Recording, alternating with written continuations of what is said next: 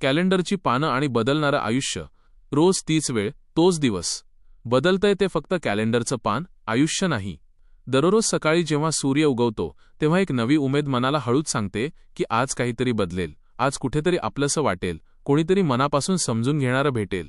पण जसा जसा दिवस मावळतो तशी ती उमेदही कुठेतरी धुसर होत जाते. आणि दिवसाच्या शेवटी जेव्हा आपण स्वतःशीच एकटे पडतो तेव्हा हाती उरतो तोच जुना, थकावणारा संघर्ष. आपल्याला असं वाटतं की लग्न झालं, संसार सुरू झाला की आयुष्य स्थिर होईल, एकटेपणा संपेल. पण कधीकधी जबाबदाऱ्यांच्या या गर्दीतही माणसाला आतून कमालीचा एकटेपणा जाणवू लागतो. समोर सगळं काही असूनही मनातली दुःख आणि सुखाच्या गोष्टी ज्या हक्काने कोणाला तरी सांगाव्याशा वाटतात, तो हक्काचा आपलेपणा शोधूनही सापडत नाही. कारण ज्याला जे दुःख असतं ना, ते समोरच्याला तितक्याच तीव्रतेने जाणवेल असं नाही.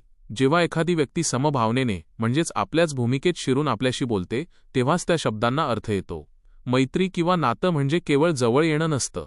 ती एक अत्यंत छान, स्वच्छ आणि निरागस भावना असते. अगदी दूर राहूनही मनात परकेपणा न ठेवता जी मैत्री टिकून राहते तीच खरी मैत्री असते. सुख असो वा दुःख, जेव्हा आपण मनातून कोणाला तरी आपलं समजून सर्व काही सांगतो आणि समोरची व्यक्ती ते तितक्याच स्वच्छ मनाने स्वीकारते, तीच आपल्या आयुष्यातील सर्वात चांगली व्यक्ती असते. पण आजचा काळ असा आहे की आपण त्या उमेदीसाठी आणि आपलेपणासाठी फक्त दिवस आणि कॅलेंडरची पानं बदलतोय. परिस्थिती मात्र तिथेच थांबलेली असते. चेहऱ्यावर जे हसू दिसतं ते किती काळ टिकणार, हे स्मिता चेहऱ्यावर जास्त दिवस कसं राहील, याच विचारात आजचा माणूस गुंतून गेलाय.